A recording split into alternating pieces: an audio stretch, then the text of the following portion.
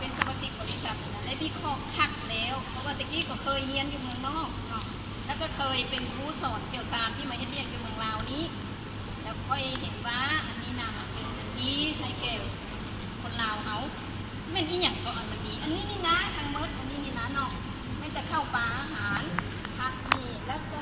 สำคัญไม่น้ำดื่มถ้าพวกเราก็กินมันก็ตายน้ำแต่สั้นอันนี้มันเป็นสมบัติของประชาชนลาวสะพอในปลาแล้วมีความภูมิใจที่สุดที่ว่าคนลาวเขาสามัคคีกันเต้าโฮมกันแล้วเฮ็ดได้เป็นผลิตภัณฑ์ของเขาเองไส้ของเขาเองกินของเขาเองแล้วก็พากันนับแต่น้อยคุณแหละเนาะรหัสของแม่ป้าก็2,000ปลายคุณแหละแต่กินมาแล้วก็หลายขึ้นคนก็โฮมกันมาถ้าว่ามันไม่ได้กินก็ไม่มีไผ่ปีป้าจะเอาเงินเข้ามานี่ให้อย่างไรแล้วเงินมันก็โมหลายเนาะค่อยก็เป็นครูเงินค่อยกะมาเข้านี่กะ5 ล้านกีบก็ว่าหลายก็ได้รหัสถึงชุดเนาะแล้วผู้ต่ำชุดกะ500,000กีบแล้วเมื่อเข้ามามันก็ได้อยู่ได้กินแท้ๆบ่ได้ตัวแล้วเขาก็เข้ามานะแม่ปลานี่เนาะแล้วก็พากันได้อยู่ได้กินมา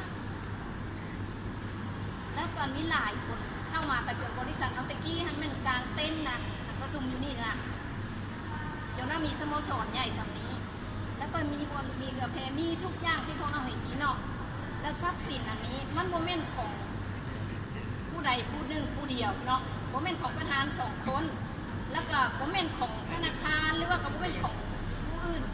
จะสามารถเม่นของประชาชน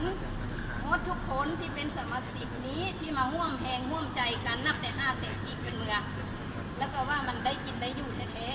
ๆแล้วต่อมามันเป็นอะไรมันจังบ่ได้กินได้อยู่นี่นะย้อน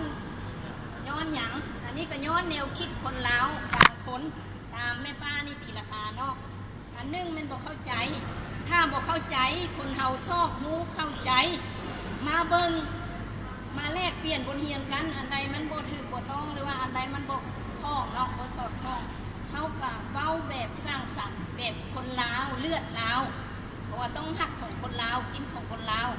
อันใดเฮาบ่มีแท้ๆเฮาจึงนำเข้าแต่เมื่อต่อมานับแต่วันที่30 เดือน 8 2016เริ่มมีแจ้งการของรัฐบาลแม่นไทยรัฐบาลนั่นนะของธนาคารก็จะเจาะจงได้เนาะอันนี้เพราะว่าก็ได้อ่านแท้ได้แล้วเห็นให้สภาพนี่นะสังคมนี่นะเริ่มปั่นป่วนวุ่นวายตะกี้มันได้กินได้อยู่แท้นะเพราะว่าแม่ป้ามีโรงเรียนแม่ป้าก็ซื้ออาหารนั้นไปเฮ็ดอาหารให้เด็กน้อยโรงเรียนนับแต่พักผ่อนสาธิตหลายอย่างในน้อยสิบ่เล่าเด้อแล้วเขาอยากบ้านแบบนี้อันนี้มันเป็นสมบัติของประชาชนเนาะก็อยากให้ผู้ที่บ่ทันเข้าใจหรือว่าตั้งใจเนาะบ่แม่นบ่เข้าใจซื่อๆได้มีจำนวนนึงอย่างตั้งใจเฮ็ดหยังตั้งใจใส่หายป้ายสีตัวเองแม่นบอกไทยเฮือนเฮาเองนี่นะมาพิดกันนะมันม่วนกว่าละดีกันนะแทนที่จะส่งเสริมให้เฮามีอยู่มีกินเฮาไม่สามัคคีกันเนาะ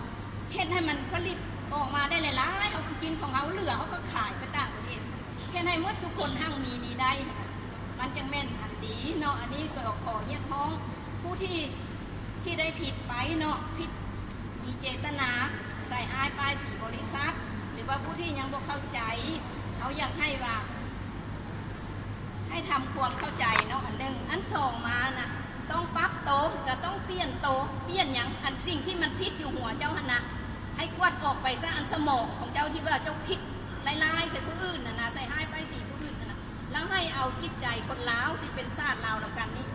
มาใส่หัวสมองตัวเองแล้วก็มาพัฒนาบ้านเฮาให้มันเจริญก้าวหน้าให้มีอยู่มีกินแล้วอันสำคัญที่สุดผู้ที่เป็นพนักงานของรัฐไม่ก็อยากให้ข้าเจ้าเฮ็ดตามหน้าที่บทบาทของข้าเจ้าให้มันสมว่ากินเงินเดือนรัฐบาลเงินอันนั้นเป็นเงินของประชาชนต้องหับไส้ประชาชนเนาะบ่แม่นจิไปหับไส้แนวบุดีไปเว้าอันแนวบุดีให้ประชาชนหรือว่าให้สังคมมีความแตกแยกพวกเขาปลดปล่อยมาได้จะนี้แล้วได้จนว่าเจริญจะนี้แล้วนะขอเรียกร้องแท้ๆเนาะด้วยจิตใจคนลาวเนาะให้สามัคคีให้แก้ไขสิ่งที่มันผู้ถือผู้ต้องนะมิจะว่าอภัยให้กันซะเนาะอันที่มันบอกเข้าใจบอกกระทำความเข้าใจอันนำบทที่พอดีก็มันให้ป้าที่มันไปแล้วเขามาสามัคคีกันเนาะเฮ็ดให้ชีวิตการเป็นอยู่ของคนลาว